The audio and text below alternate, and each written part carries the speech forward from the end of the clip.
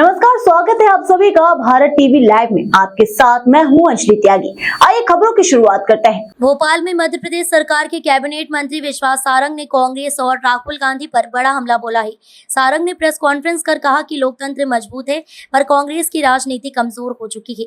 सारंग ने कहा कि नेता प्रतिपक्ष ने आज प्रेस वार्ता कर राहुल गांधी की झूठ और फरेब की राजनीति को आगे बढ़ाने की कोशिश की।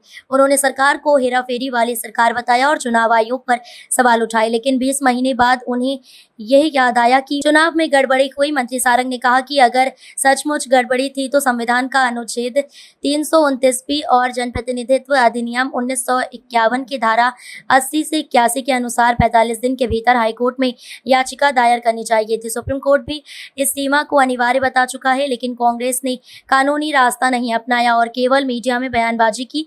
उन्होंने कहा कि कांग्रेस ने केवल 27 सीटों पर सवाल उठाए, जबकि भाजपा को 163 सीटों पर जीत मिली। 27 हटाने के बाद भी 136 सीटें बचती हैं। इससे स्पष्ट है कि कांग्रेस के पास न तथ्य है न आंकड़े, सिर्फ जनता को गुमराह करने की राजनीति है।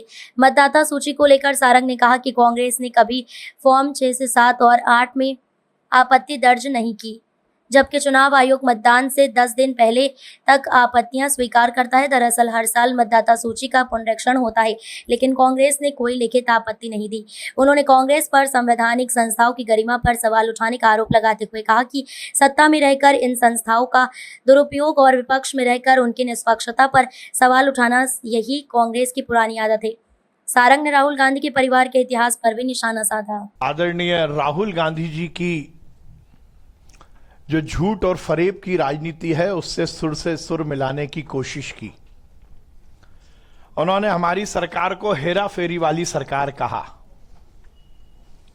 उन्होंने कहा कि जो बात राहुल गांधी जी कह रहे हैं, वोट की चोरी की, चुनाव आयोग की गड़बड़ियों की, वही पिछले चुनाव में मध्य प्रदेश में भी हुआ और उसके माध्यम से हमारी सरकार बनी।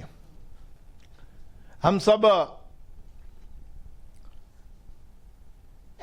ये बात की जानकारी रखते हैं कि इस देश में, इस दर्शन में या हमारी संस्कृति में एक कुंभकर्ण जी हुए जो 6 महीने सोते थे और 6 महीने उठते थे। पर आश्चर्य की बात है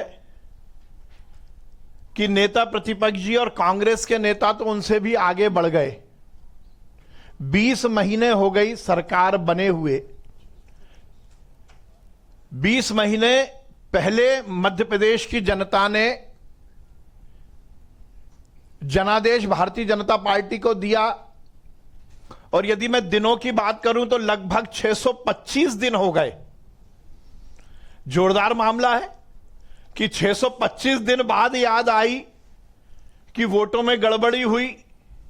625 दिन बाद याद आया कि चुनाव आयोग ने वोटों की हेराफेरी कर दी और हमारी सरकार बन गई।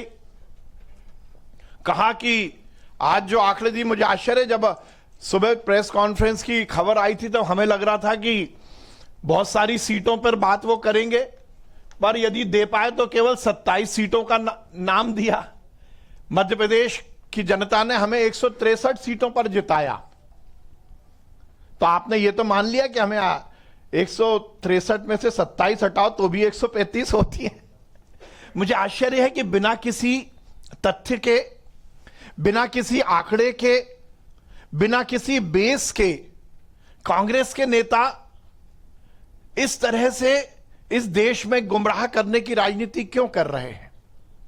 आज से 5-7 दिन पहले इससे जुड़े हुए एक विषय पर मैं आपके बीच में आपके समक्ष उपस्थित हुआ था, और उस समय भी हमने कहा था कि इस देश में हर समय कांग्रेस जब जब सरकार में रही या विपक्ष में रही, उसने संवैधानिक संस्थाओं का दुरुपयोग किया, और जब विपक्ष में रही तो इस देश में संवैधानिक व्यवस्थाओं के खिलाफ प्रश्न चिन्ह लगाने का प्रयास। फिलहाल खबरों में बस इतना ही। बने रहिए भारत टीवी लाइव के साथ।